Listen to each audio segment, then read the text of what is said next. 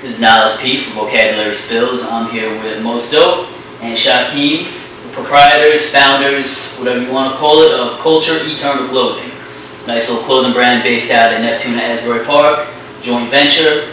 So let's talk about this because I know you as a rapper, and you're basically a student doing your thing. You also go to school too. How did y'all even get into clothing? Who sparked that idea? To be honest with you, we always talked about, we didn't never want to be regular type thing. And it's nothing with being average or nothing like that, but we always wanted to, really stand out amongst our peers and everything like that. So pretty much one day he just hit me up like, yo, I was thinking about doing like this clothing thing, and I always everybody like to look good, everybody like fashion, so the first thing we thought was like, what, let's start something. He's like, I won't want to start not like this with anybody but you. So I was like, that's what's up, I appreciate that. And from there, we just started with ideas, and then the kind of people we are, I feel like some people like to be real deep, and we really look into it. Like I'm a big historian. Like I like to learn about different things, and venture off in different areas that people don't really know about for the most part. So that's how we wanted to implement it into the clothes. That's why we named it Culture, because we look at it like you make the culture doesn't make you. Okay. So the main thing is just, we want to just put our input of how we go about ourselves, the way we talk, and the way we carry ourselves into the clothing. That's the main point of it. Yeah, and culture, I feel like culture is within everything, everything you do, everybody in a sense has their own culture. Yeah. My culture differs from Shakeem's, my culture differs from my father, even my upbringing, When I open my mouth, that's my culture. So a lot of what we do is just basically off of who you are, Okay. That's it, yeah. Gotcha. So around our area, really anywhere on earth, there's always been a lot of clothing brands, but around here you'll see people merge like, oh, I got t-shirts, I got this, I got hats, and it'll be hot for a little while and then it just kind of falls off. How do you guys plan to, keep your longevity going and keep everything up on a high note? Honestly, I think just being real, I feel like everybody, with no disrespect, I feel like, which is nothing wrong with it, but people like, take something that somebody's already did and trying to make it work for them.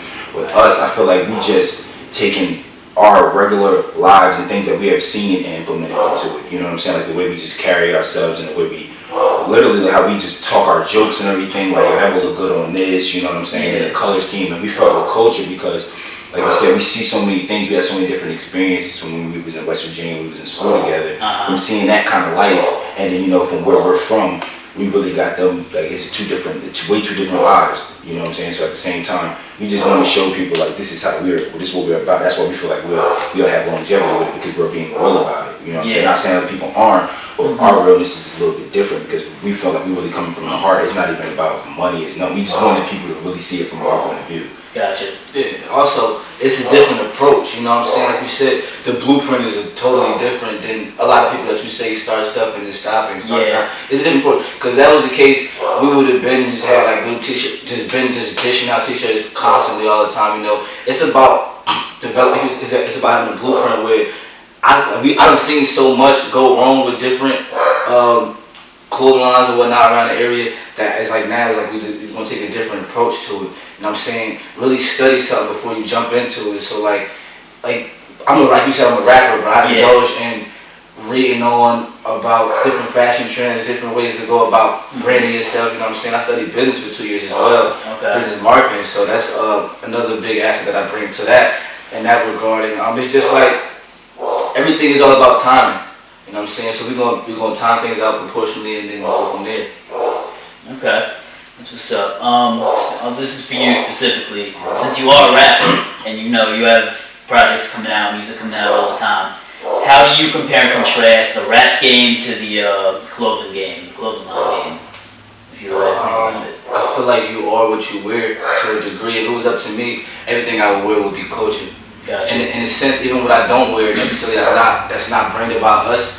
It still represents my culture in a way. I would never put something on just because everybody else is, or it's like real trendy. Don't get me wrong, there's a lot of trends that I do that I indulge and I like, but it's like if I don't see it, I don't feel like it suits me or it's beneficial, then can't do it. It's the best way to be about it. Like with my website, I only cover stuff that I can really feel. Like I don't just do favors. Like, oh well, this is popular, I'm gonna write about it. Cause come on, that's why you're always on there. Cause you actually put out good shit, so I can respect it. Absolutely.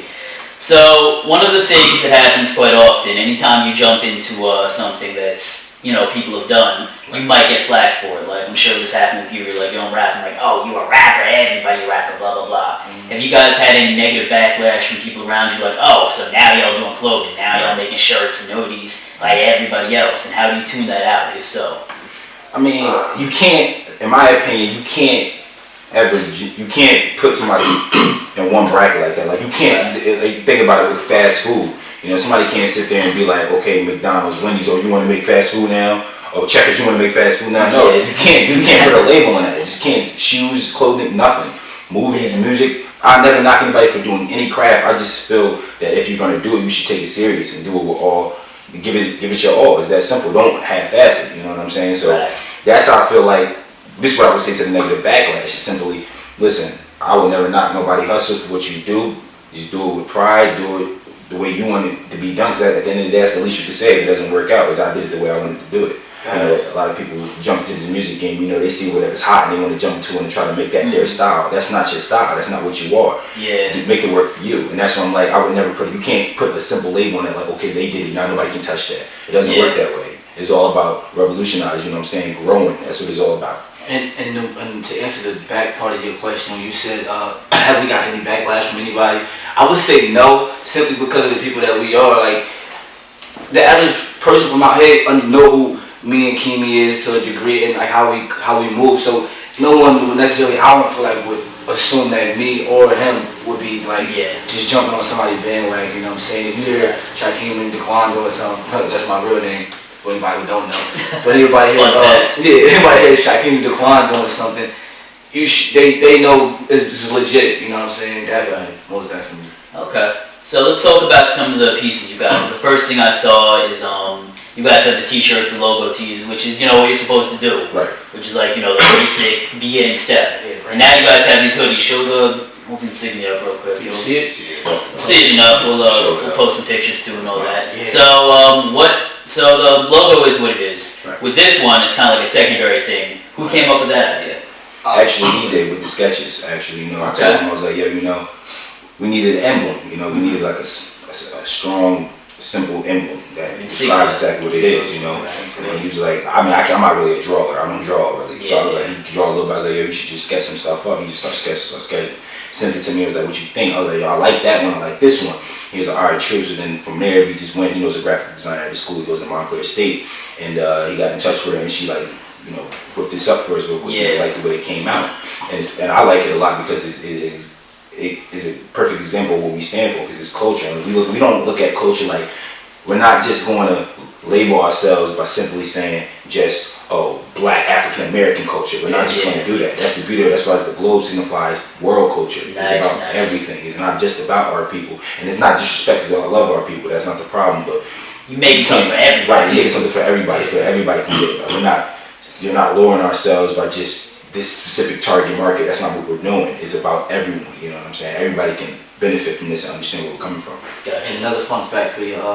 Can't really notice it on this one, but the colors are actually the colors of the Olympic rings. Oh, yeah, that was also a part of the scheme as well. Every color is like, you know what the Olympic ring is significant for, and with the Olympics, so yeah, it's like basically covers every continent on the globe. There we go. And being that we are in Neptune, shout out to Ajay Wilson.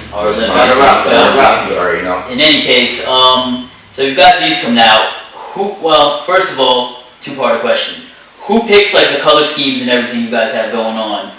And what's next? Because we're in the winter right now, but you know, spring summer's right around the way, and they announce like, you know, the spring summer lines like now. You know what I'm saying? Because of the music, I try to throw a little bit more responsibility his way in that regard. Yeah. So I would definitely say it's in his control. But he just shoot me over the text, let me know what I think about whatever, and then 9 times out of 10 we're gonna agree on it. In regard to what's next, I would say is springtime. Yeah, so I'm not really too fond of doing anything for the winter anymore, unless somebody personal orders. But like you said, springtime, so we're looking to get windbreakers for sure. Nice. These hoodies that you see, like the coach jacket type thing. Yeah. Okay, cool. Gonna get those. We're gonna get these hoodies, like I said. we gonna have our basic tees available. Yeah.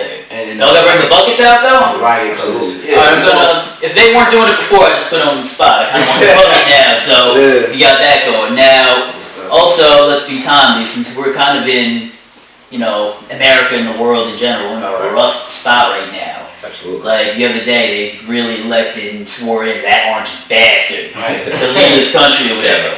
So, I mean, I don't know how in tune to politics y'all are, but will you use your platform with this clothing company to make any type of political statements or support anything Absolutely. either way?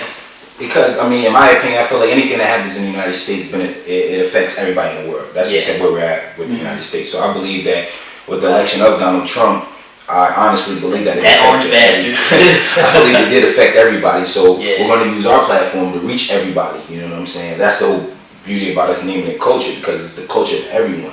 You know, when you see our brand, I want you to think like, oh man, they're not just, you know, trying to target going against them. Hey, if you're for it, you might buy something to try to, you know, flip it and make it for you. And, you know, wear something that's positive for him. You know, it's all for you. You know what I'm saying? And you make it. We don't want you to buy our brand expecting something already. We want you to buy it and make it true. We make it for you. You know what I'm saying? That's the beauty behind it. You make it. You make your culture, and that's, and him making that reference was also something that I forgot to leave out at the beginning of where the name came from as well. Okay. As you know, I'm a part of the 5% Nation. Right.